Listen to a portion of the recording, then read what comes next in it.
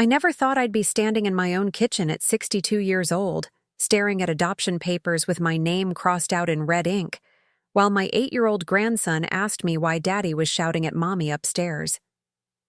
Before we jump back, tell us where you're tuning in from, and if this story touches you, make sure you're subscribed, because tomorrow, I've saved something extra special for you. But sometimes life has a way of showing you exactly where you stand in people's priorities. Like when you discover a check for $300,000 hidden in your late husband's old desk drawer, and your own son is treating you like hired help in the house you've lived in for 35 years. The whole mess started on a Tuesday morning in March, when Marcus burst through my front door without knocking, Vanessa trailing behind him with her designer handbag and that look she gets when she's about to ask for something expensive. I was in my garden, tending to the tomato seedlings I'd been nurturing since February, when I heard the familiar sound of my son's voice carrying that edge it gets when he's stressed about work. "Mom, we need to talk," Marcus called out, and I could hear him pacing around my living room the way he used to when he was 12 and had broken something he hoped I wouldn't notice.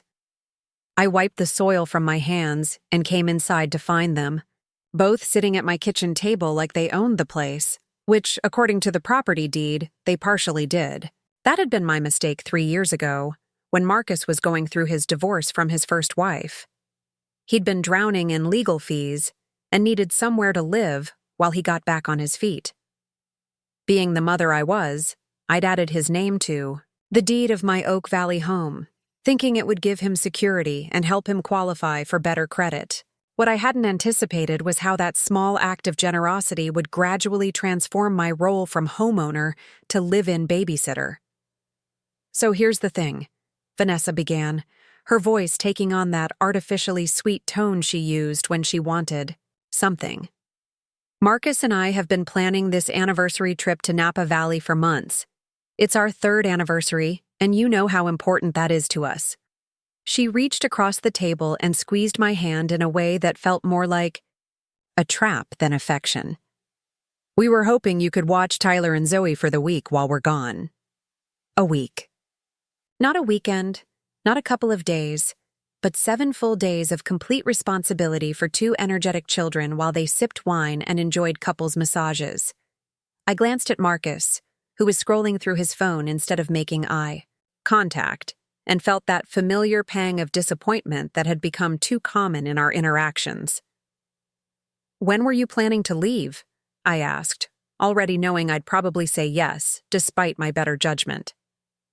"Tomorrow morning," Marcus said, without looking up from his screen. "Early flight. The resort has a strict cancellation policy, so we can't really reschedule. Tomorrow." They were asking me to drop everything in my life with less than 24 hours' notice to provide free childcare for a week. I thought about my pottery class on Thursday, the book club meeting I'd been looking forward to on Friday, the doctor's appointment I'd scheduled for Monday. All of it would have to be canceled or rearranged because they'd made plans without consulting me first. "I suppose I could manage," I heard myself saying, and watched Vanessa's face light up with relief. "Oh, Mom, you're the best," Marcus said, finally putting his phone down. "The kids will love spending time with Grandma Diane. You always spoil them rotten."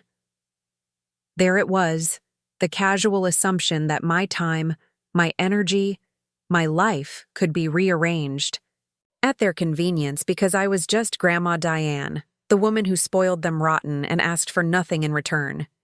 I'd been hearing variations of this for 3 years now, ever since Marcus had remarried, and they'd started treating my house like an extension of their own. "There are just a few things we need to go over," Vanessa continued, pulling out her phone and scrolling through what looked like a very long list. "Tyler has soccer practice on Wednesday and Saturday. Zoe has ballet on Thursday, and a play date with Madison on Friday. Oh, and they both have dentist appointments on Tuesday afternoon." I stared at her perfectly manicured fingers as she rattled off a schedule that would keep me busier than a professional nanny. Not once did she ask if I had plans, if these times worked for me, or if I minded chauffeuring children around town for a week straight. Also, Marcus added. We're having some work done on our kitchen, so we'll need to store some of our furniture here temporarily. The moving truck should be here this afternoon. This afternoon. They were moving furniture into my house this afternoon, and I was just hearing about it now. I felt my chest tighten with frustration, but before I could object, Vanessa was already moving on to the next item on her list. The kids will sleep in the guest room, of course, but we'll need to move some of your things out of there to make space for their stuff. Just temporarily, she added quickly, as if that made it better. Tyler needs his gaming setup, and Zoe can't sleep without her princess bed canopy. I looked around my kitchen, the heart of the home I'd shared with my late husband Roberto for over 30 years, and realized they were systematically taking it over. First, it had been Marcus keeping some clothes in the guest room closet. Then Vanessa had started leaving her expensive skincare products in my bathroom. Now they were moving furniture in and my belongings out, all under the guise of temporary convenience. Where exactly am I supposed to put my things? I asked, trying to keep my voice level. Oh, just in your bedroom for now, Vanessa said dismissively. It's only for a week while we're gone, and then maybe another week or two while the kitchen work is finished. So, 3 weeks. What had started as watching the kids for their anniversary had morphed into a month-long disruption of my living space, my routine, and my autonomy. I wanted to say no, to tell them this wasn't fair, to remind them that this was my house. But the words stuck in my throat the way they always did when I tried to assert myself with my son. I guess that's fine, I said instead, hating myself for the capitulation. Perfect! Vanessa clapped her hands together like she'd just solved a complex puzzle. Oh, and one more tiny thing. We're having Brielle and some of the other wives over for brunch on Sunday when we get back. Would you mind helping with the preparation? You know how much everyone loves your famous coffee cake. My famous coffee cake. The recipe I'd spent years perfecting, that had been featured in the church cookbook, that everyone always requested for special occasions. Now it was being volunteered for Vanessa's social climbing brunches without anyone bothering to ask if I wanted to spend my Sunday morning baking for people who barely acknowledged my existence. Sure, I said, because what else could I say? No, you can't use my house, eat my food, and conscript my labor for your social events? No, I refuse to be treated like a combination housekeeper, nanny, and caterer? The words were there, but they felt too harsh, too confrontational for the woman I'd trained myself to be. After they left to finish their packing, I stood in my kitchen and tried to process what had just happened. In the span of 30 minutes, my entire week had been rearranged to accommodate their needs, my living space had been promised to their furniture, and my Sunday had been committed to their social calendar. All without anyone asking what I wanted or needed. I walked through the house that no longer felt entirely mine, running my fingers along the walls Roberto and I had painted together, the shelves we'd installed to hold our books and memories. In the guest room that would soon be Tyler and Zoe's temporary bedroom, I began the process of moving my craft supplies, my photo albums, and my collection of pottery from the community center classes I'd been taking since Roberto died. As I packed my things into boxes, I found myself thinking about how I'd gotten here. When had I become the person everyone turned to when they needed something but no one considered when making plans? When had my opinions stopped mattering in my own home? When had I become so afraid of conflict that I'd rather sacrifice my own comfort than risk disappointing my son? The moving truck arrived at 3 o'clock, just as Vanessa had promised. 2 men in uniform shirts began unloading a dining room set, a large entertainment center, and several boxes of what looked like kitchen appliances. I watched from my living room window as they carried these items into my house, rearranging my furniture to make room for theirs. "Where do you want this couch?" one of the movers asked, gesturing to a leather sectional that was easily twice the size of my own modest sofa.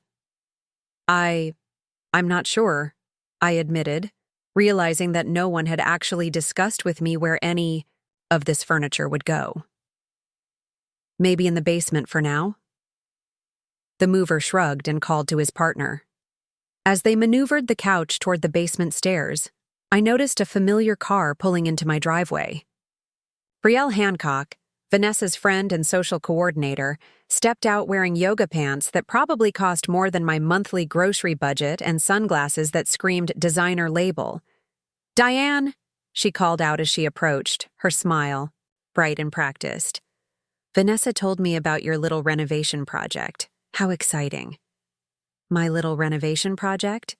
I had no idea what she was talking about, but before I could ask, she was already continuing.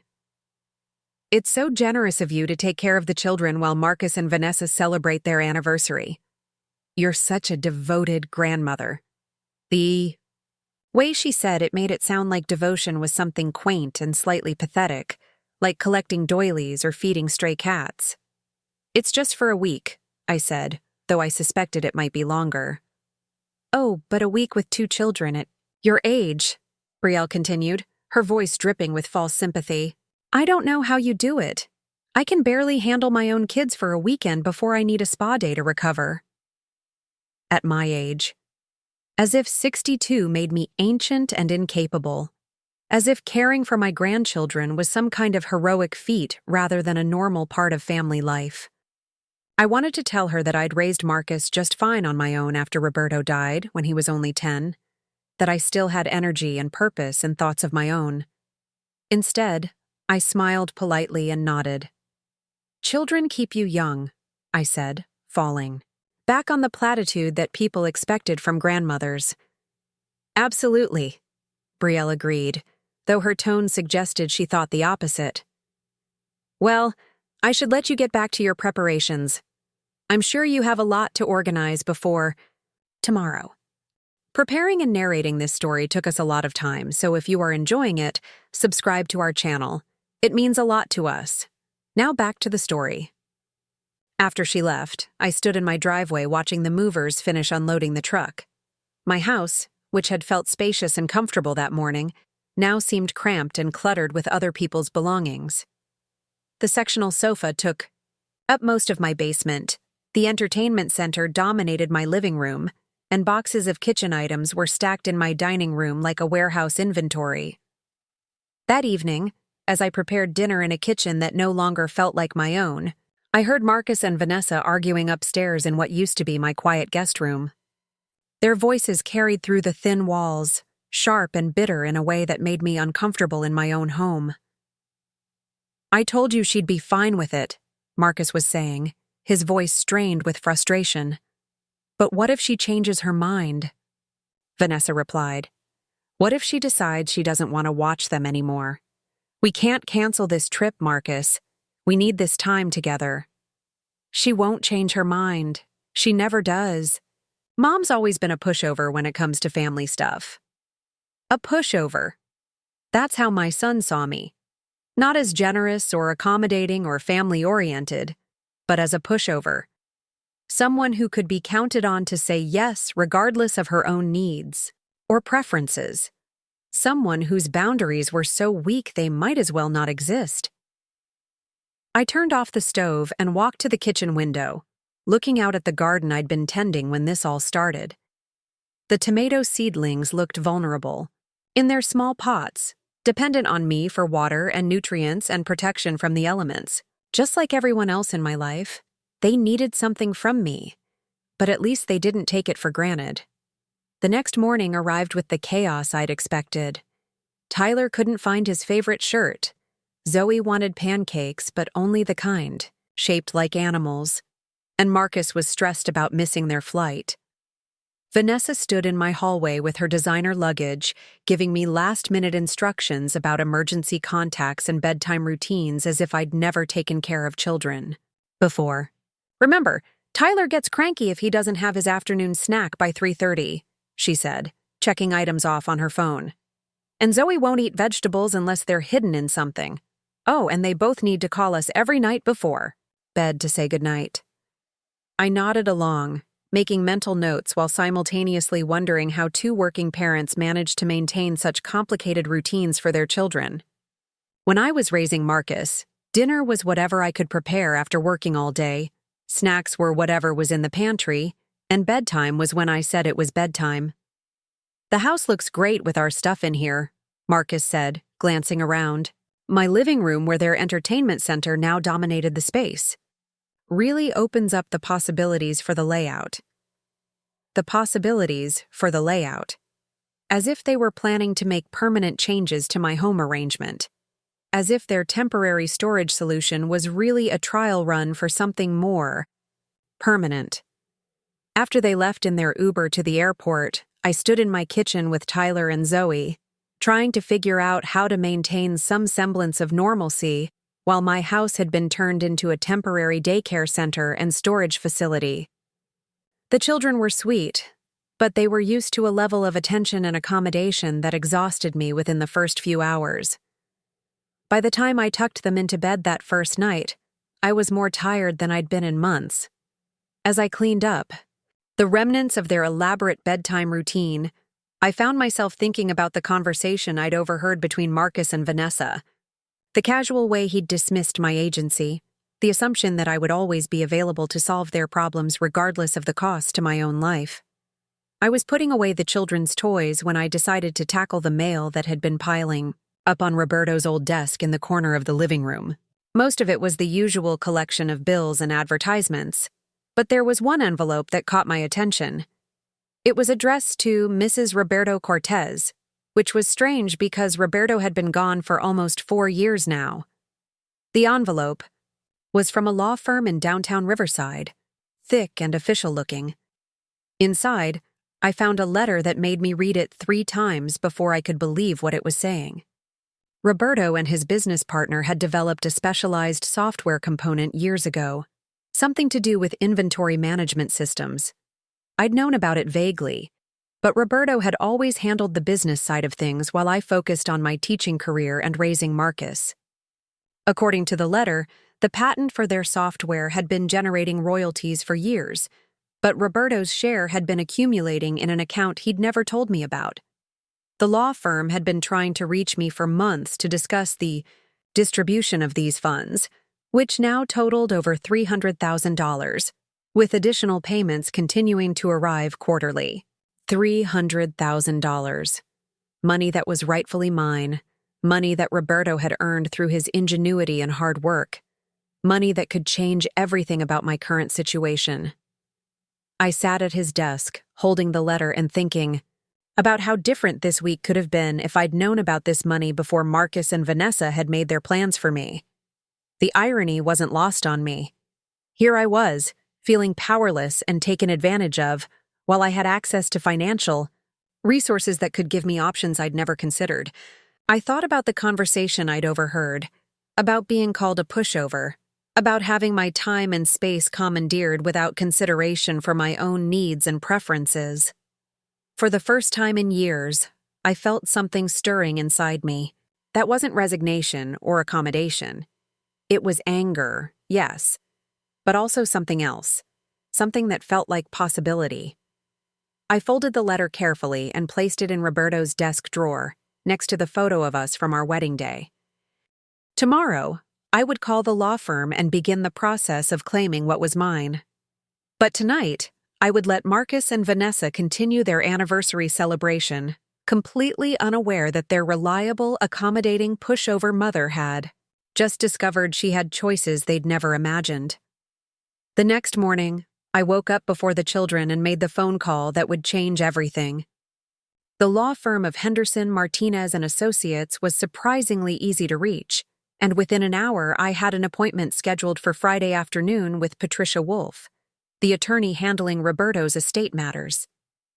"Mrs. Cortez," she said, over the phone, her voice warm but professional.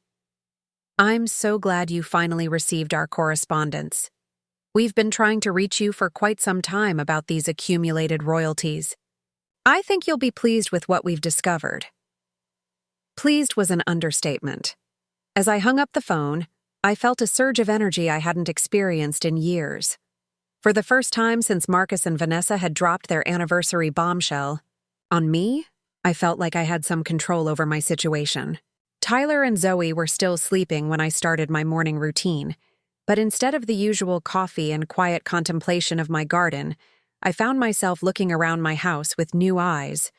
The sectional sofa dominating my living room, the entertainment center that blocked my view of the backyard, the boxes of kitchen appliances stacked like a warehouse inventory in my dining room, all of it suddenly felt like an invasion rather than an inconvenience.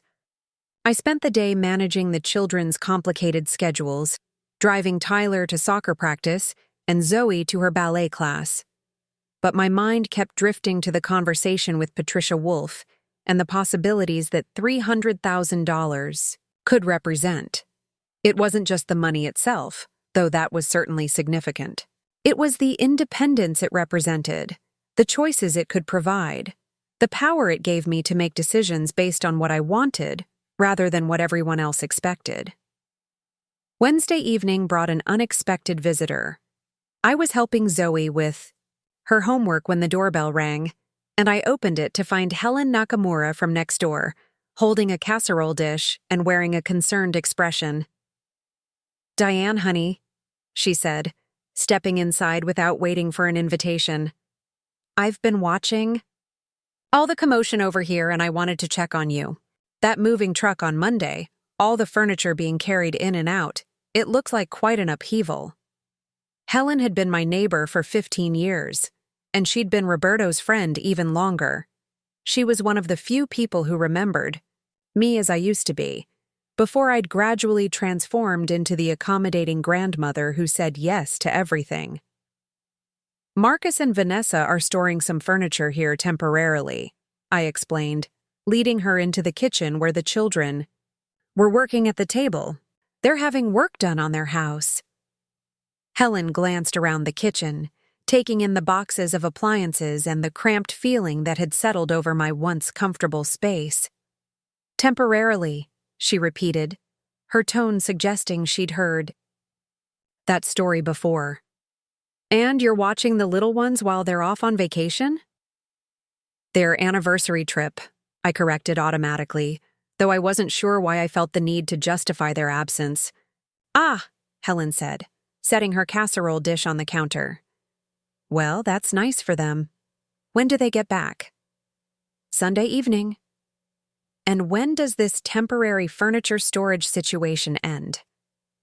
I realized I didn't actually know.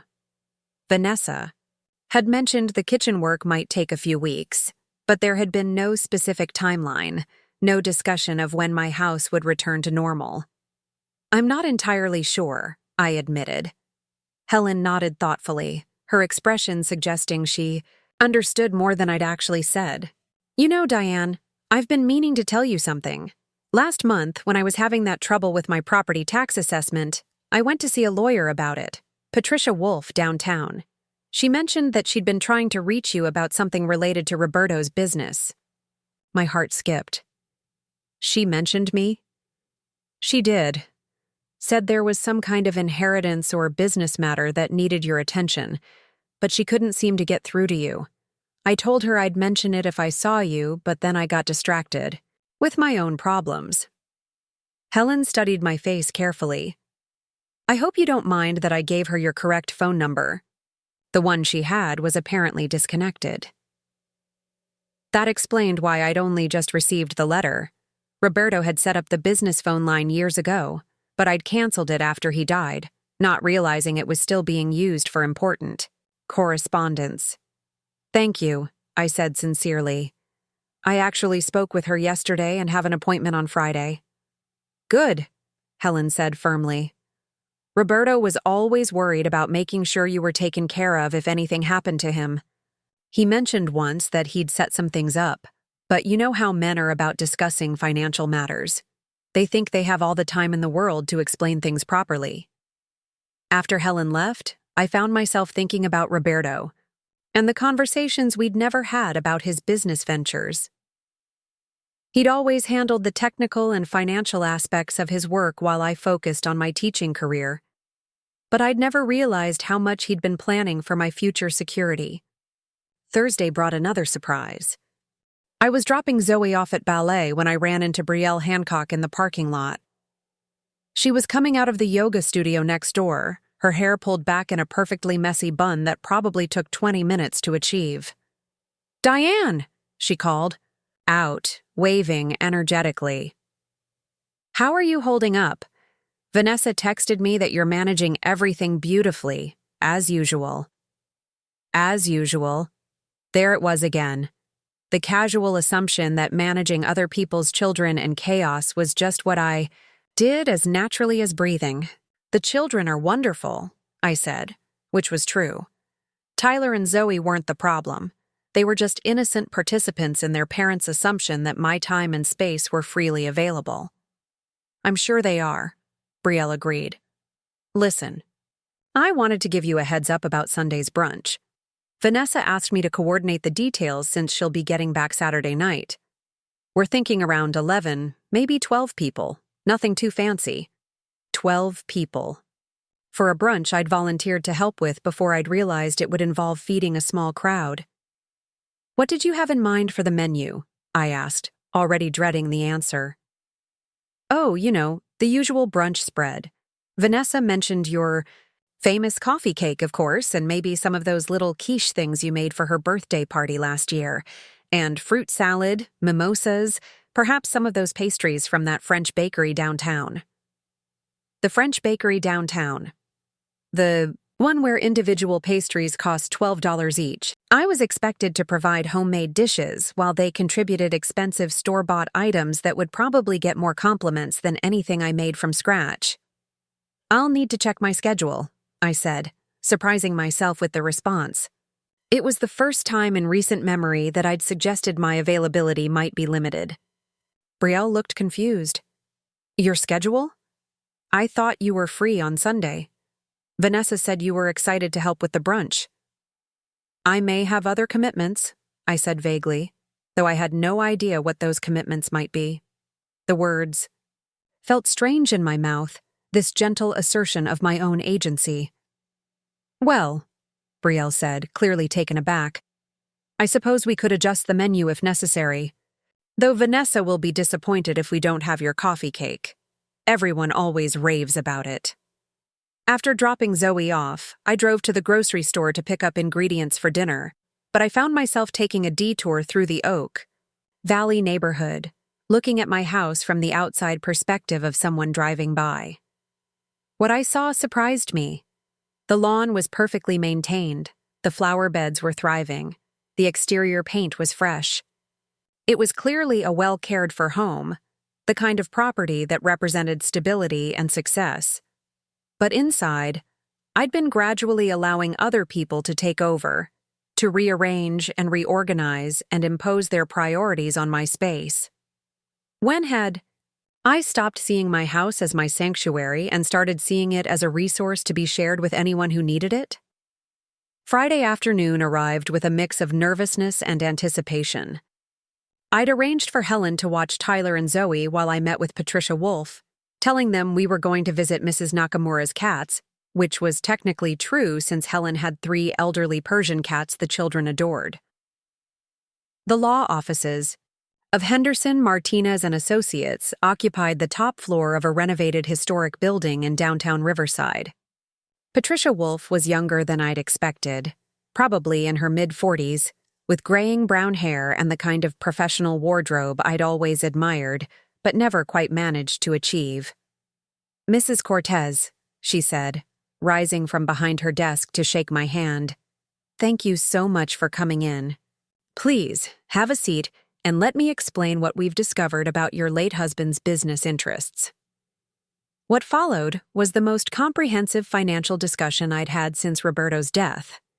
Patricia walked me through the software, patent he'd developed with his business partner, the licensing agreements they'd established, and the steady stream of royalty payments that had been accumulating in an account I'd never known existed. "The total amount currently available to you is $312,000, she said, sliding a document across her desk. "But that's just the beginning. The software is still being used by companies worldwide, and the quarterly payments typically range from $8,000 to $12,000. I stared at the numbers on the page, trying to process the magnitude of what she was telling me. Not only was there a substantial lump sum available, but there was ongoing income that could provide financial security for years to come. Roberto was very careful about the legal structure, Patricia continued. Everything is properly documented. And since you're his sole heir, there are no complications with the transfer. We just need your signature on a few documents, and we can begin the process of moving these funds to accounts under your control. The meeting took over an hour, with Patricia explaining investment options, tax implications, and the various ways I could structure the money to best serve my needs. By the time I left her office, I had a clear understanding of my financial position, and, more importantly, a sense of possibilities I'd never imagined. That evening, as I prepared dinner for Tyler and Zoe, I felt different. Not just because of the money, though that was certainly part of it, but because of the knowledge that I had options. For years, I'd been making decisions based on what I thought I could afford, what I thought was reasonable to ask for, what I thought other people would find acceptable. Now I realized I could make decisions based on what I actually wanted. The children were watching television after dinner when my phone rang. Marcus, calling from their resort in Napa Valley. "Hi, Mom," he said, and I could hear laughter and music in the background. "Just wanted to check in and see how everything's going. Are the kids behaving themselves?" "They're wonderful," I said, which was true. "We're managing just fine." "Great. Hey, Vanessa wanted me to ask you about the brunch on Sunday. Brielle mentioned you seemed a little uncertain about the menu. Is everything okay?" I hesitated, thinking about how to respond. The old me would have immediately reassured him that everything was fine, that I was happy to provide whatever was needed for Vanessa's social event. The new me, the one who'd just discovered she had $300,000 and ongoing income, felt less inclined to automatically accommodate. "I'm still working out the details," I said carefully. "It's quite a large group for such short notice." "Mom, it's just brunch," Marcus said, and I could hear the slight irritation in his voice. "Vanessa's really counting on you for this. These women are important to her professional network." Vanessa's professional network, not my friends, not my social circle, but a group of women I'd be cooking for and serving while they discussed real estate deals and vacation plans that were completely outside my world. "I understand," I said, though I wasn't sure I agreed. "We'll figure something out." "Okay, good. Oh, and Mom? The kitchen renovation is taking a little longer than expected. We might need to leave our stuff there for another month or so if that's all right with you." Another month. What had started as a week of babysitting had now expanded to potentially 2 months of having my house used as storage space for their furniture and possessions.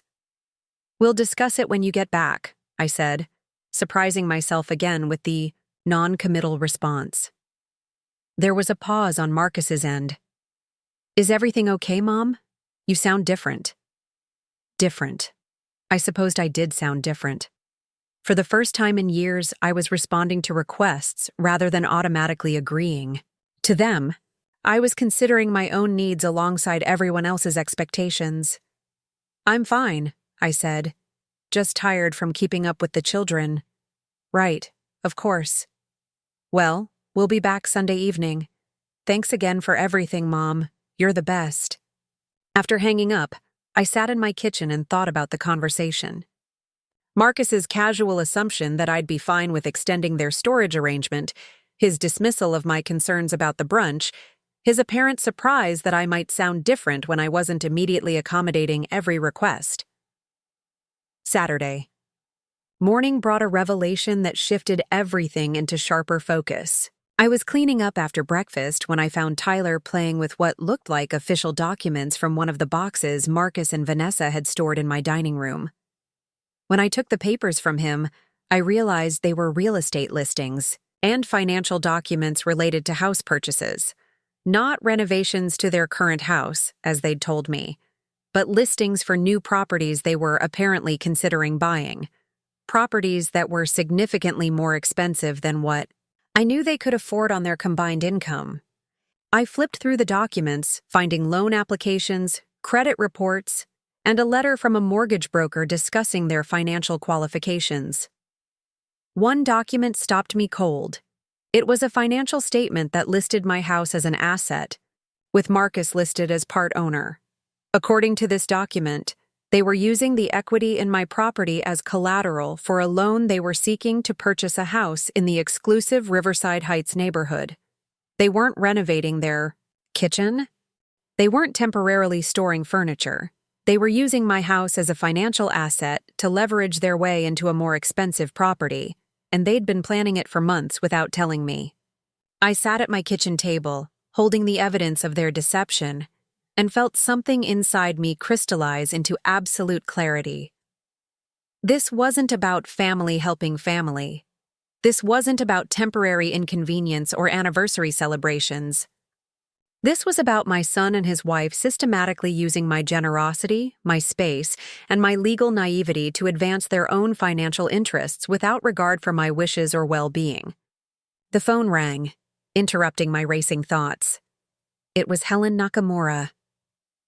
"Diane, I hope you don't mind my calling, but I wanted to tell you something. Yesterday, when I was getting my mail, I saw a man taking pictures of your house. Professional looking, camera, measuring things, making notes. When I asked him what he was doing, he said he was doing an appraisal for potential buyers. Buyers? They weren't just using my house as collateral. They were having it appraised for sale. Thank you for telling me," I managed to say, though my voice sounded distant to my own ears. "Diane, honey, is everything all right? I know it's not my business, but some of the things I've been noticing lately, the way they talk about your house, the furniture situation, the way they make plans without consulting you, it doesn't sit right with me." Helen's words gave me permission to voice what I'd been feeling but hadn't been able to articulate. "No," I said quietly, "it's not all right. And I think it's time I did something about it." After hanging up, I looked around my house with completely new eyes. This wasn't temporary storage or family accommodation. This was a systematic takeover disguised as helpfulness. They'd been planning this for months, maybe longer, gradually inserting themselves into my space and my legal ownership of the property until they could claim it as their own.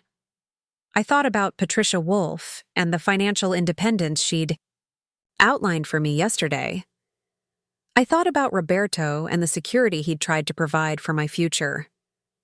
I thought about the woman I used to be before I'd started sacrificing my needs for everyone else's convenience. Then I picked up the phone and made a call that would change everything.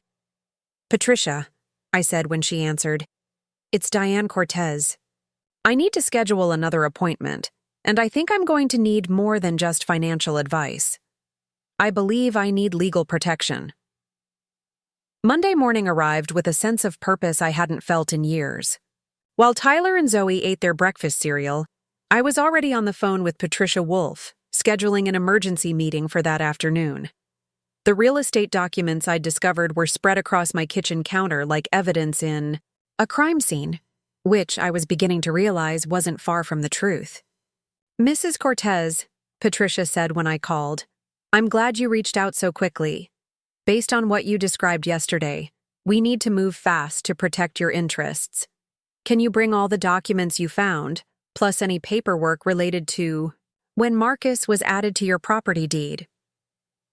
I spent the morning gathering every piece of paperwork I could find related to my house, my finances, and the legal arrangements I'd made with Marcus 3 years ago. What I discovered in my own files was almost as disturbing as what I'd found in his boxes. The deed modification hadn't just added Marcus as a co-owner. It had also included language about family use and occupancy rights that I didn't remember agreeing to.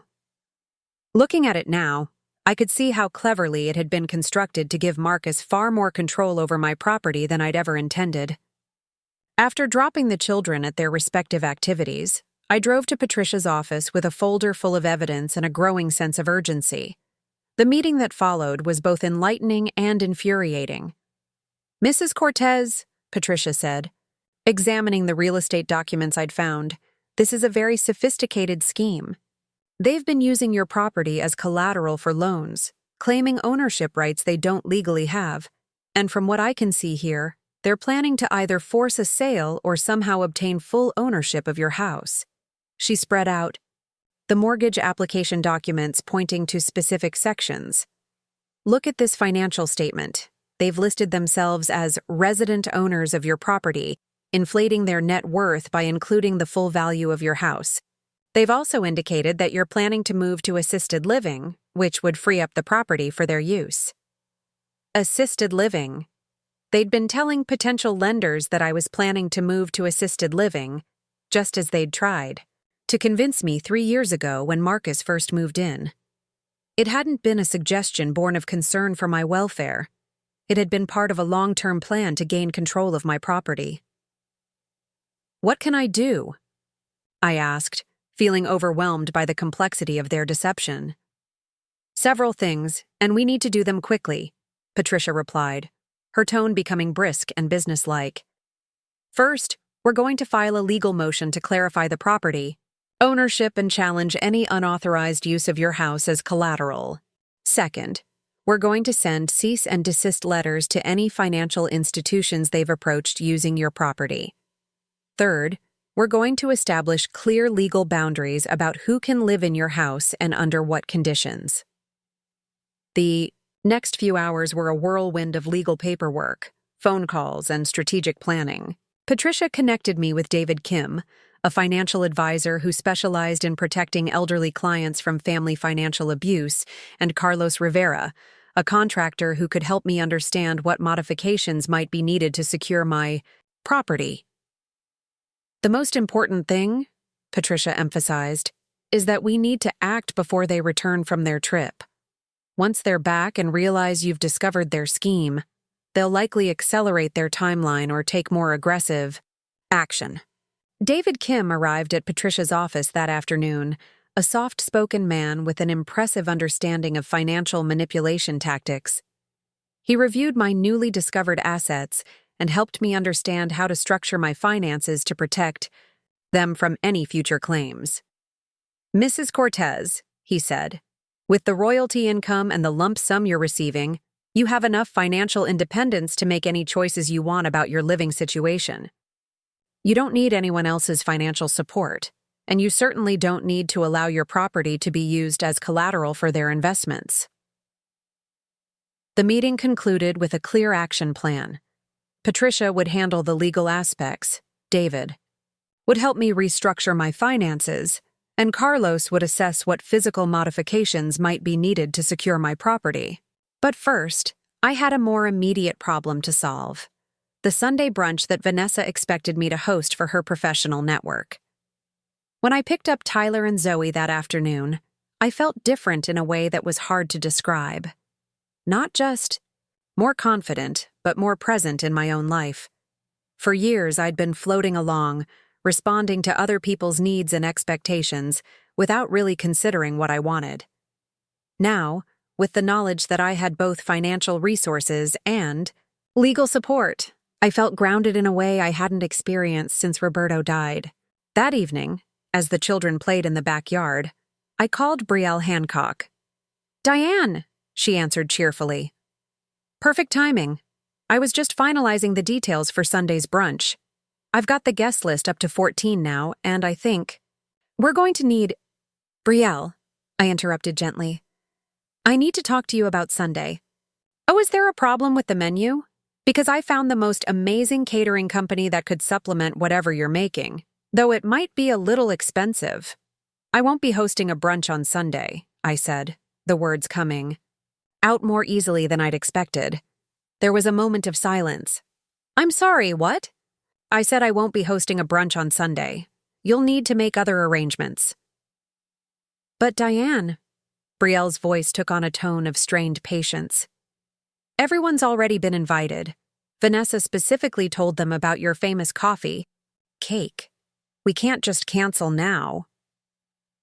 "I'm not canceling anything," I replied calmly. "I'm simply declining to host an event in my home for people I barely know, with less than a week's notice, while I'm already watching 2 children full-time. I, I don't understand, Brielle stammered. You always help with these things. Vanessa said you love having people over. When did Vanessa ask me if I wanted to host this brunch? I asked. Another pause. Well, she mentioned it when she was making the arrangements for the children. She mentioned it. She didn't ask me. There's a difference. Diane, I think you're overreacting, Brielle said, her tone becoming sharper. It's just a small gathering. Everyone contributes something. It's not like you're doing all the work. Actually, from what you described, I would be doing most of the work. In my house. For your event. Without being asked if I wanted to participate.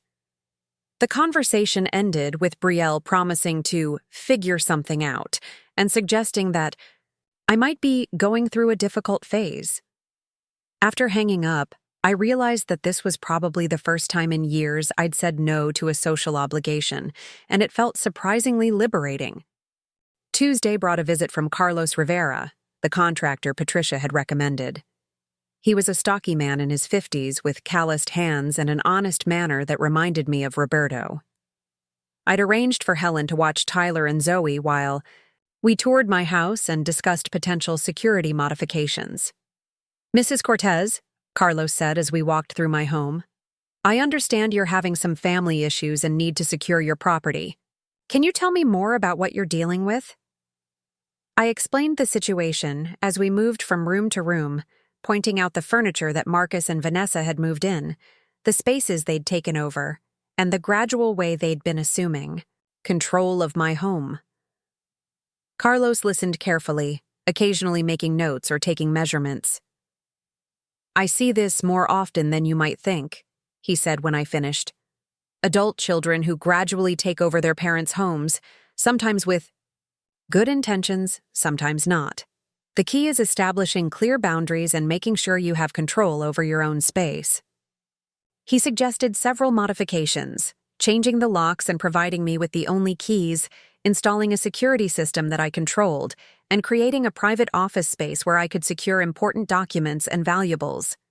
He also recommended converting the basement area where their sectional sofa was stored into a clearly defined storage space with locks, so that if I chose to allow anyone to store belongings in my house, it would be under controlled conditions. The most important thing, Carlos emphasized, is that these modifications will make it clear that this is your house and you control access to it. No one should be able to come and go as they please or make decisions about your property without your explicit permission. We scheduled the work to begin on Thursday, which would give me time to prepare Tyler and Zoe for the disruption and ensure that Marcus and Vanessa would return to a very different situation than they'd left. Wednesday evening brought another phone call from Marcus. This time, Vanessa was on the line too, and I could tell they were calling from their hotel room rather than a restaurant or social event. Mom, Marcus began. Brielle called Vanessa yesterday about some confusion regarding the Sunday brunch. She seemed to think you were backing out of hosting it? I took a deep breath, preparing for a conversation I'd been anticipating since Monday. That's correct. I decided not to host a brunch this Sunday. But Mom, Vanessa's voice joined the call, everything's already arranged. I've been telling people about it for weeks. Some of these women are very important clients. Then you should have asked me before making commitments involving my house and my labor, I replied evenly. There was a pause, and I could hear them whispering to each other before Marcus came back on the line. Mom, this isn't like you. Is everything okay? You've been acting strange since we left. Strange, different, overreacting. These seem to be the default explanations for any behavior that didn't align with their expectations of me. I'm acting like someone who has a right to be consulted about events in her own home, I said. That shouldn't be strange. Of course you have a right, Vanessa said quickly. But this is such short notice to cancel. Couldn't you just do the coffee cake? We could have it catered otherwise. The coffee cake, my contribution to their social climbing, reduced to a single baked good that I could provide while they took credit for hosting in my space. No, I said simply. I won't be participating in any capacity. Another pause, longer this time. "Mom," Marcus said, and his voice had taken on a harder edge. "I hope you're not letting the stress of watching the kids affect your judgment. Maybe we should talk about getting you some help when we get home." Getting me some help. The threat was subtle, but clear. If I didn't cooperate, they would escalate their concerns about my mental state, just as they'd apparently been telling lenders that I was planning to move to assisted living. "I'm managing the children just fine," I said calmly. "They're wonderful, and we're all looking forward to your return." The conversation ended with promises to talk more when we get home, and suggestions that I might want to rest up before they returned. After hanging up, I realized that my refusal to host their brunch had revealed something important. They expected me to accommodate their social and financial needs without question, and any deviation from that expectation was interpreted as a problem with me rather than with their assumptions. Thursday morning dawned with the sound of Carlos's work truck pulling into my driveway. Tyler and Zoe were fascinated by the locksmith and security technician who arrived shortly after, and I found myself explaining that we were making the house more secure, while they installed new deadbolts and a sophisticated alarm system. "Why does the house need to be more secure, Grandma Diane?" Zoe asked as she watched the technician mount cameras near the front and back doors. "Because sometimes it's important to make sure that only the people who are supposed to be in your house can get in," I replied, realizing that this was a lesson I was learning as much as teaching. The work progressed efficiently throughout the day. By evening, I had new locks on all exterior doors, a security system with codes that only I knew, and cameras that would record anyone entering or leaving my property. Carlos had also installed locks on the basement storage area and converted a corner of my bedroom into a secure office space with a fireproof safe for important documents. "Mrs. Cortez," Carlos said as he packed up his tools, "you now have complete control over who enters your home and when. No one can claim they have a right to be here unless you explicitly grant them access." That evening, I sat in my newly secured house with Tyler and Zoe, helping them with homework and preparing their dinner. But my mind was focused on the changes I'd set in motion. Tomorrow, Marcus and Vanessa would return from their anniversary trip, expecting to find the same accommodating mother and grandmother who had agreed to their storage arrangement and brunch hosting. Instead, they would find someone who had discovered their deception, secured her assets, and taken control of her own property. I called Patricia one last time before bed to confirm our plans for the weekend. "Everything's in place," she assured me. "The legal documents are filed, the financial institutions have been notified, and we have evidence of their unauthorized use of your property. Tomorrow, we'll present them with clear boundaries and consequences for any attempt to manipulate or control your assets." "What if they refuse to accept the new arrangements?" I asked. "Then we enforce them through the legal system," Patricia replied firmly. "Mrs. Cortez, you have the law, the finances, and the moral authority on your side. They've been counting on your reluctance to assert yourself, but that's about to change." Friday passed quietly, with the children unaware of the drama building toward their parents' return. I spent the day organizing my newly secured office, reviewing the legal documents Patricia had prepared, and mentally rehearsing the conversation I would need to have with Marcus and Vanessa. As evening approached, I found myself thinking about the woman I'd been when Roberta was alive, the teacher who commanded respect in her classroom, the wife who'd been an equal partner in important decisions, the person who'd somehow gotten lost in the years of widowhood and gradual accommodation to other people's expectations. That woman was still here, I realized. She'd just been buried under layers of misplaced guilt and misguided generosity. But she was emerging now, stronger and wiser for having been tested. Saturday morning brought a text from Marcus. "Flight delayed, won't be home until late tonight. Hope everything went well with the kids." I smiled as I typed my response. "Everything went perfectly. We have a lot to discuss when you get home." The extra day gave me time to make one final preparation. I called Helen and asked if she could watch Tyler and Zoe for a few hours on Sunday morning. "Of course, dear," she said. "But may I ask why?"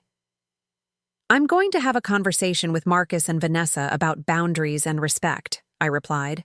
"And I think it would be better if the children weren't present for that discussion." "Good for you," Helen said firmly.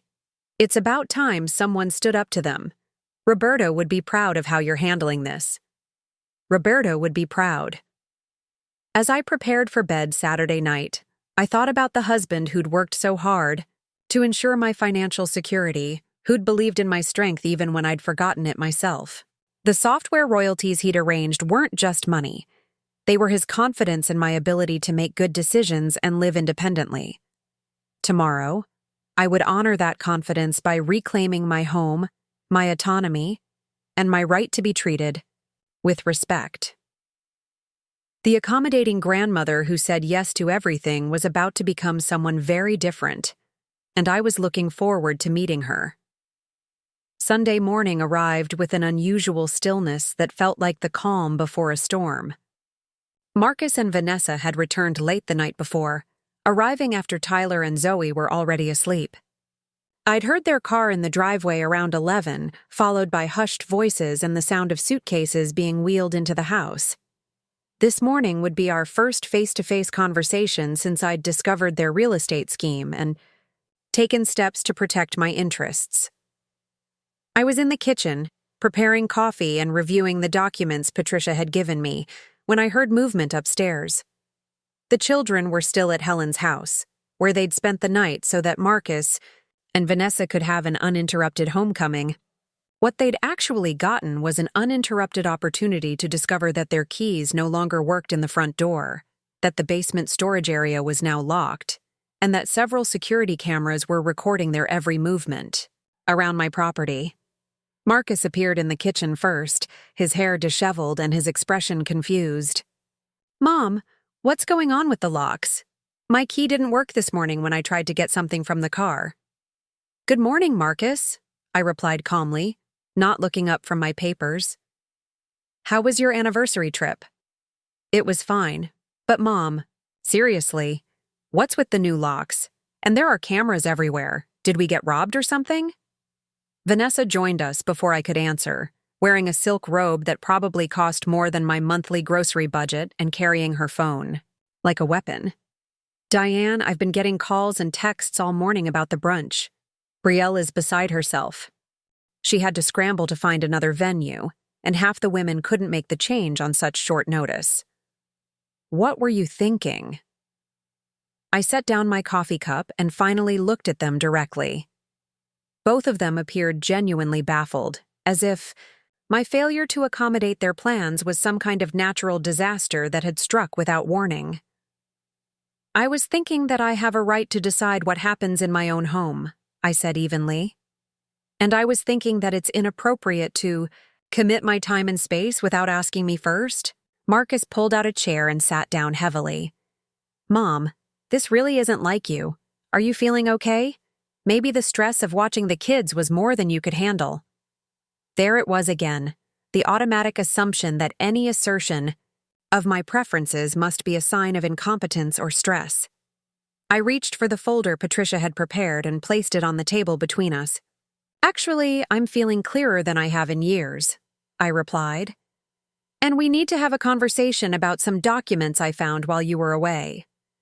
I opened the folder and spread out the real estate listings, loan applications, and financial statements they'd been preparing without my knowledge. Vanessa's face went pale while Marcus had the grace to look embarrassed. "You were going through our private papers?" Vanessa demanded, though her outrage sounded forced. "I was cleaning up toys in my dining room when I found these papers scattered around," I corrected. "Papers that contain false information about my property and my intentions." Marcus cleared his throat, reaching for the mortgage application. "Mom, I can explain this. We were just exploring options, getting pre-qualified for a better house. The paperwork isn't finalized or anything. The paperwork claims that I'm planning to move to assisted living and that you have primary ownership of my house, I pointed out. Neither of those things is true, yet you've been presenting them to lenders as fact. We never said you were definitely moving, Vanessa interjected. Quickly. We just mentioned it as a possibility we'd discussed. When did we discuss it? I asked. Because I don't remember any conversation where I expressed interest in assisted living. They exchanged glances, and I could see them trying to formulate a response that would minimize their deception while maintaining their position. Look, Mom, Marcus said finally. Maybe we got ahead of ourselves with the planning, but we were thinking about everyone's future. This house is too big for you to maintain alone, and the property taxes keep going up. We thought if we moved into something larger, you could have your own space with us, and we could all benefit from the equity in this place. All benefit from the equity in this place. My house reduced to a financial asset that could be leveraged for their advancement, with my living arrangements subordinated to their investment strategy. And you made these plans without consulting me because you assumed I'd go along with whatever you decided, I said. We were going to talk to you about it, Vanessa said defensively. But we wanted to make sure it was financially feasible first, by using my property as collateral without my permission. Another exchange of glances. The deed has both our names on it, Marcus said quietly. Technically, I do have ownership rights. Limited ownership rights that you've been misrepresenting. To financial institutions, I replied, pulling out another document from Patricia's folder. This is a legal analysis of the deed modification we signed 3 years ago. You have the right to inherit the property if something happens to me, but you don't have the right to use it as collateral, claim primary residence, or make decisions about its sale or refinancing without my consent. I watched their faces as the implications sank in. Their entire financial strategy had been built on a misunderstanding of their legal rights to my property. Mom, you're making this sound much more dramatic than it is, Marcus said, though his confidence was clearly shaken. We're family. We should be working together on these decisions. I agree completely, I replied, which is why I'm confused about why you've been making decisions about my house, my finances, and my living arrangements without including me in the conversation. Vanessa stood up abruptly, pacing to the kitchen window. This is ridiculous. We've been trying to help you, to plan for your future, and you're treating us like criminals. I'm treating you like adults who made commitments using my property. Without my knowledge, I corrected. There's a difference. So what do you want us to do? Marcus asked, spreading his hands in frustration. Cancel all our plans? Forget about improving our living situation? Stay stuck in our current house forever? I want you to make your plans based on your own resources and qualifications, I said firmly, not mine.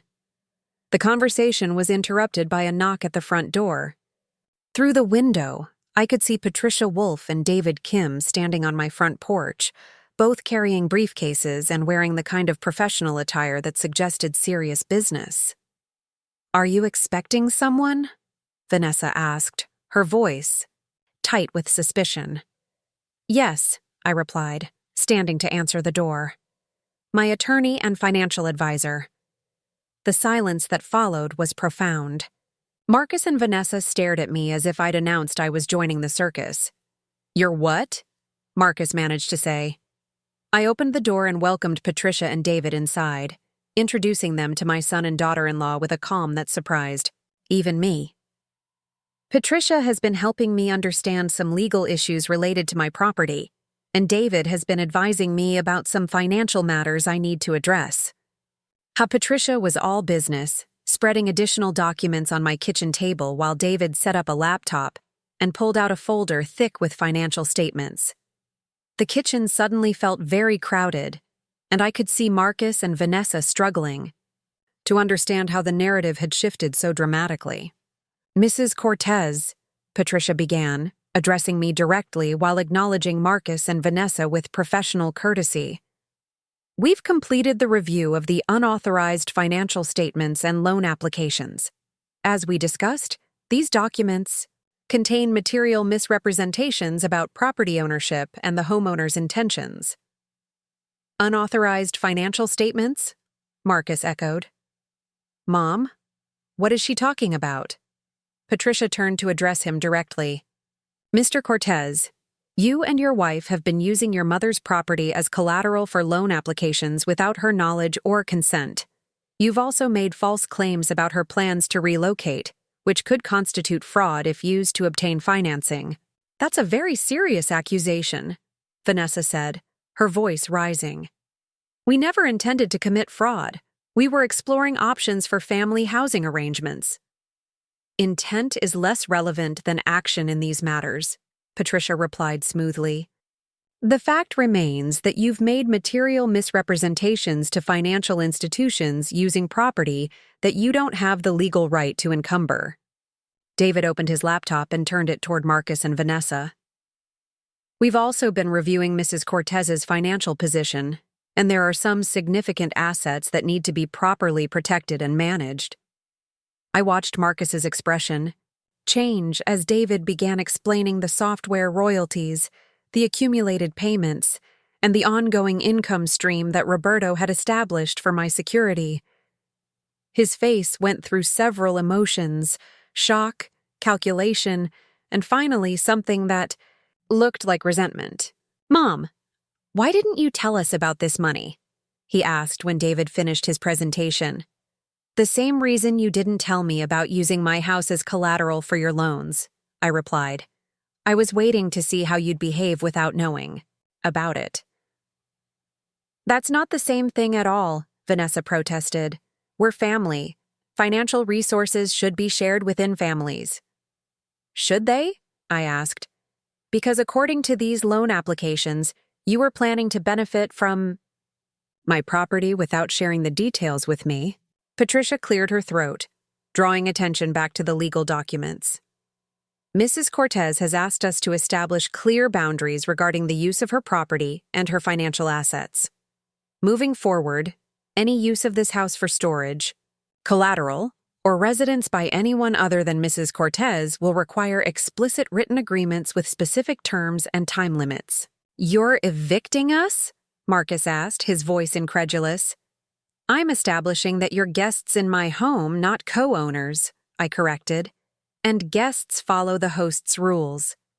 What followed was an hour of tense discussion about the practical implications of the new arrangements. Patricia explained that Marcus and Vanessa would need to remove their belongings from my house within 30 days, that they would need to notify any lenders about the change in their collateral situation, and that any future stays at my house would be by invitation only. David outlined the financial protections we were putting in place to ensure that my assets couldn't be accessed or claimed by anyone else, regardless of family relationships or property co-ownership. Throughout this conversation, I watched Marcus and Vanessa's faces cycle through disbelief, anger, and eventually a kind of grudging calculation. They were beginning to understand that their mother and mother-in-law was not the accommodating pushover they'd been counting on. This seems extremely harsh, Vanessa said when Patricia and David had finished their presentations. We made some mistakes in how we handled the financial planning, but we're family. Surely we can work something out that doesn't involve lawyers and evictions. We can work something out, I agreed. But it will be based on honesty, mutual respect, and my consent for any decisions affecting my property or my life. What does that mean practically? Marcus asked. I looked at my son, this man I'd raised and loved and sacrificed for, who had somehow learned to see me as a resource to be managed rather than a person to be consulted. It means you ask before you make plans that involve me, I said. It means you tell me the truth about your intentions and your needs instead of manipulating situations to get what you want. It means you treat me like an adult who's capable of making her own decisions about her own life. And if we do that, you'll help us with the house situation, Vanessa asked, always focused on the bottom line. I'll consider helping you in ways that are appropriate and sustainable, I replied. But I won't be used as a silent partner in schemes I wasn't consulted about. After Patricia and David left, the house felt different somehow. Not just because of the new locks and security systems, but because the power dynamic had fundamentally shifted. Marcus and Vanessa could no longer take my cooperation for granted, could no longer make assumptions about my resources or my compliance. They spent the rest of the day making phone calls to lenders, real estate agents, and friends, trying to adjust their plans to accommodate the new reality. I spent the day with Tyler and Zoe, who had returned from Helen's house full of stories about the Persian cats and blissfully unaware of the adult drama swirling around them. That evening, as we all sat around my kitchen table for dinner, there was an awkwardness that hadn't existed before. Marcus and Vanessa were polite but distant, like houseguests who weren't sure of their welcome. The children chattered about their week, their activities, their friends, providing a soundtrack of normalcy to a situation that had been permanently altered. "Grandma Diane," Tyler said as I served dessert, "are you and Daddy mad at each other?" The question hung in the air while the adults at the table struggled to find an appropriate response. "We're working through some grown-up disagreements," I said finally. "But we're not mad at each other. We're just figuring out how to communicate better." "Like when Zoe and I fight about toys and then we have to share nicely?" he asked.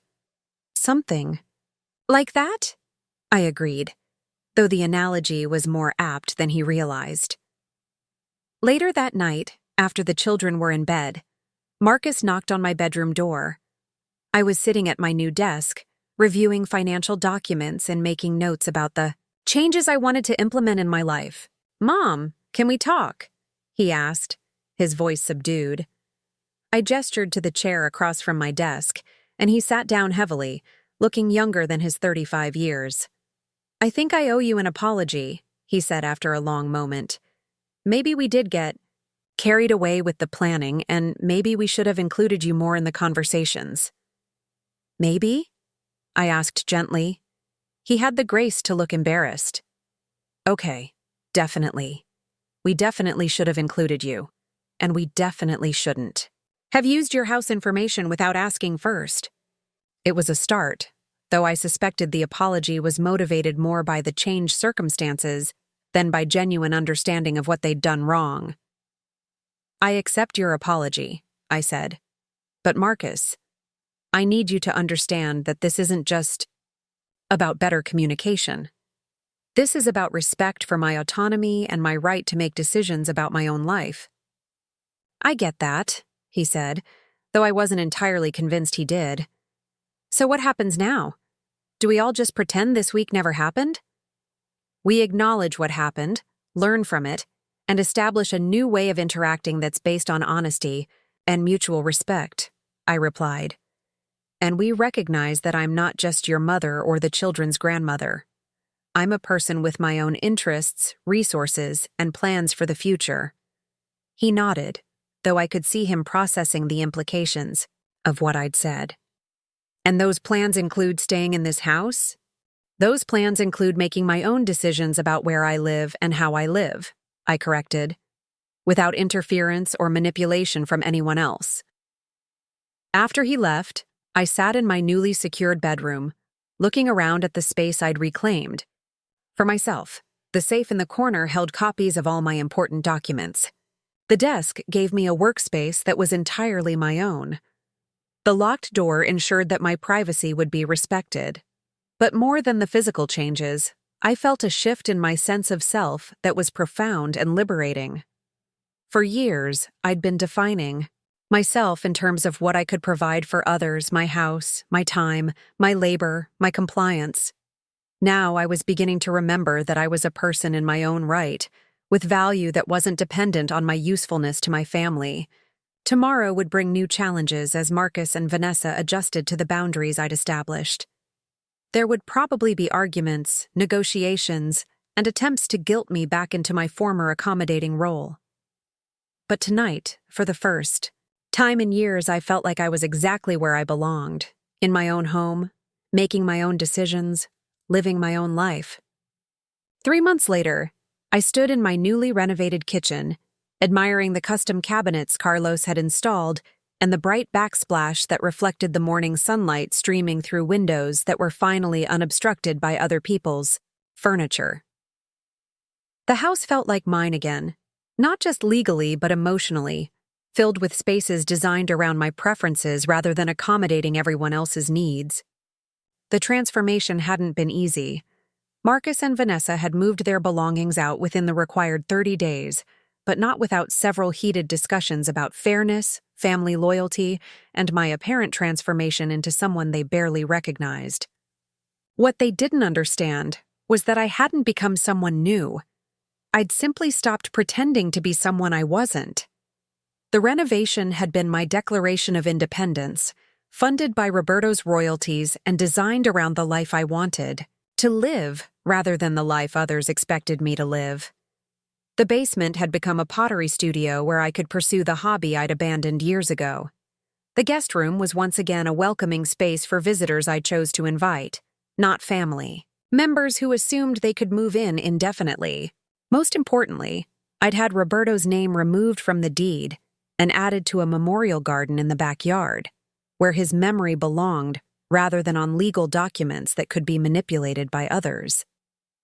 Marcus had struggled the most with the changes, particularly when he realized that his ownership stake in my house had been legally clarified as non-existent until my death.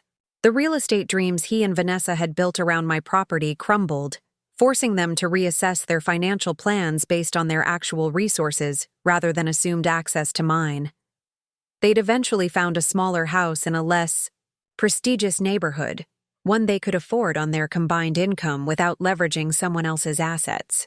The relationship with my son hadn't been severed, but it had been fundamentally altered. Our interactions now were based on mutual respect rather than assumed accommodation.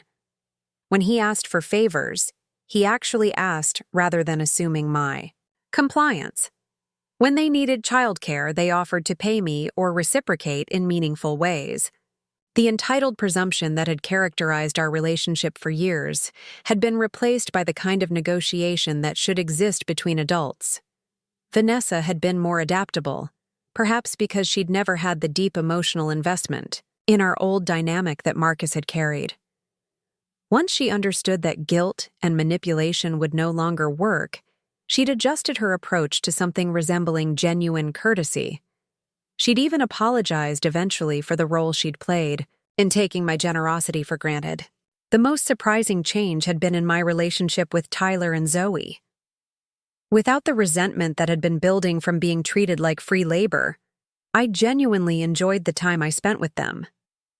When they visited now, it was because I'd invited them, not because their parents had dropped them off with minimal notice.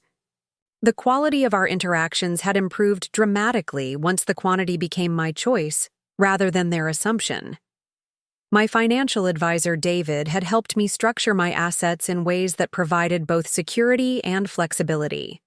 The software, royalties continued to arrive quarterly, providing more than enough income to maintain my independence, while also allowing me to be genuinely generous with people and causes I chose to support. I'd established a small scholarship fund at the local community college for adult learners returning to education, remembering my own teaching career and the satisfaction of helping people discover their potential. Patricia had become more than just my attorney. She'd become a friend who understood the complexities of family dynamics and financial independence. She'd referred several other clients to me, women who were dealing with similar situations of family financial manipulation, and I'd found purpose in sharing my experience and resources to help them establish their own boundaries. The house itself had become a reflection of my reclaimed identity. The walls displayed artwork I'd chosen because I loved it, not because it was safe or inoffensive. The furniture was arranged for my comfort and convenience, not to accommodate the maximum number of people. The kitchen was organized around my cooking preferences, not around hosting elaborate social events for other people's professional networks. Helen Nakamura had become an even closer friend throughout the process, providing both moral support and practical advice as I navigated the challenges of transformation. She'd been right about Roberto being proud of how I'd handled the situation, and I'd finally reached a point where I was proud of myself as well. The pottery studio in the basement had become my favorite space in the house, filled with clay and tools and the quiet satisfaction of creating something beautiful with my own hands. The pieces I made were imperfect, clearly the work of someone. Still learning, but they were mine in a way that felt profound. Each bowl and vase represented time I'd claimed for myself, space I'd carved out for my own interests, choices I'd made based on my own preferences. On this particular morning, as I prepared coffee in my renovated kitchen, I heard the familiar sound of a car in my driveway. Looking out the window, I saw Marcus getting out of his car with Tyler and Zoe, who were carrying overnight bags and excited expressions. This was part of our new arrangement. The children stayed with me one weekend a month, not because their parents needed free childcare, but because we all enjoyed the focused time together. "Grandma Diane," Zoe called out, as I opened the door, rushing into my arms with the uninhibited affection of an 8-year-old who knows she's genuinely welcome. "Hi, Mom," Marcus said, carrying their bags inside. His tone was warmer now, more genuine than the calculated charm he'd used when he'd been managing me for his own purposes. "Thanks for taking them this weekend. Vanessa and I are looking forward to that couple's retreat." A couple's retreat they were paying for themselves, at a modest resort they could afford, without expecting me to subsidize their relationship maintenance through free childcare. The difference was subtle but significant. "I'm looking forward to it too," I replied honestly. "We're going to work on a pottery project together, and I thought we might visit the new science museum in Riverside." Activities I'd chosen because they sounded interesting to me, not because they were convenient for someone else's schedule or designed to keep the children occupied with minimal effort on my part. After Marcus left, Tyler and Zoe settled into the guest room that was now permanently set up for their visits, with twin beds and storage for toys and clothes they kept at my house. The space was theirs when they were here, but it reverted to being mine when they weren't, a balance that had taken time to establish but now felt natural. As we worked together in the pottery studio that afternoon, I watched their small hands shape clay into crooked bowls and lopsided animals, and I realized that this was what family relationships should feel like, joyful rather than obligatory, chosen rather than assumed, based on love and mutual enjoyment rather than guilt and manipulation. "Grandma Diane," Tyler said as he worked on what appeared to be either a dog or a dragon, "I like your house better now."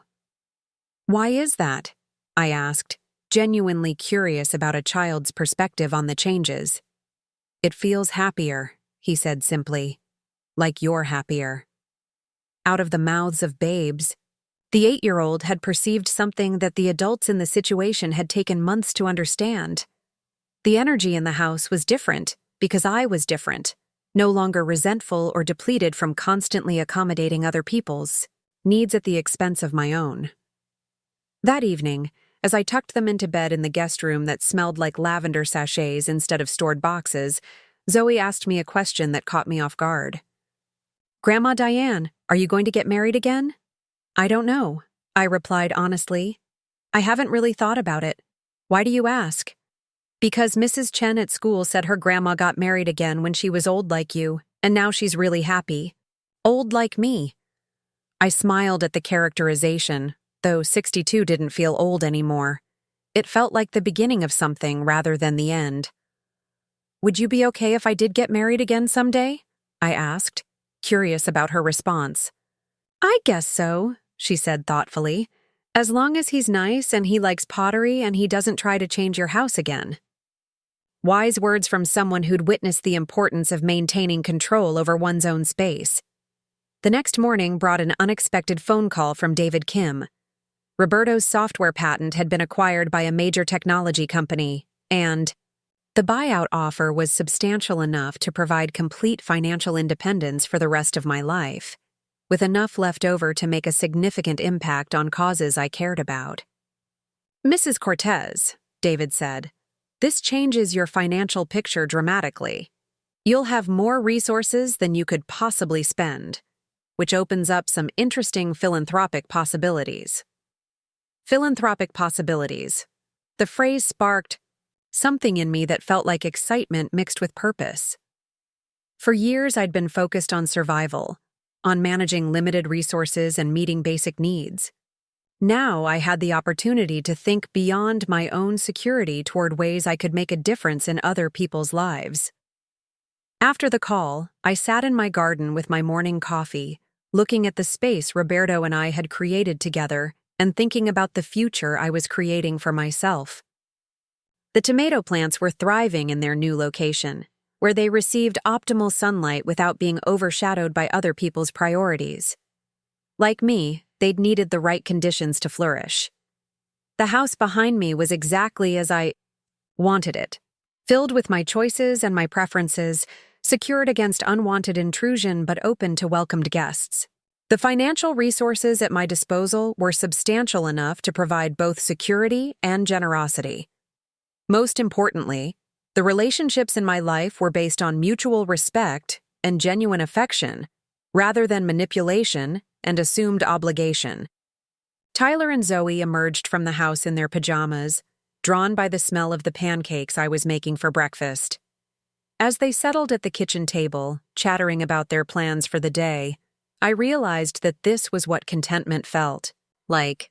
Not the absence of challenge or change, but the presence of choice and agency in how I responded to life's opportunities and obstacles. The transformation that had begun with Roberto's hidden software royalties had become something much larger than financial independence. It had become a reclamation of my identity, my voice, and my right to live according to my own values and preferences rather than other people's expectations. As I flipped pancakes and listened to my grandchildren plan elaborate pottery projects, I smiled at the thought of Roberto watching this scene. He'd worked so hard to ensure my security, but I don't think even he could have imagined how completely his gift would transform not just my finances, but my entire approach to living.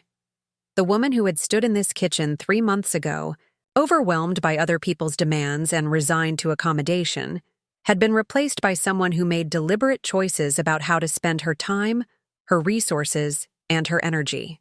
The change hadn't been easy, but it had been necessary, and it had been worth every difficult conversation and uncomfortable boundary-setting moment. Up next, you've got 2 more standout stories right on your screen. If this one hit the mark, you won't want to pass these up. Just click and check them out.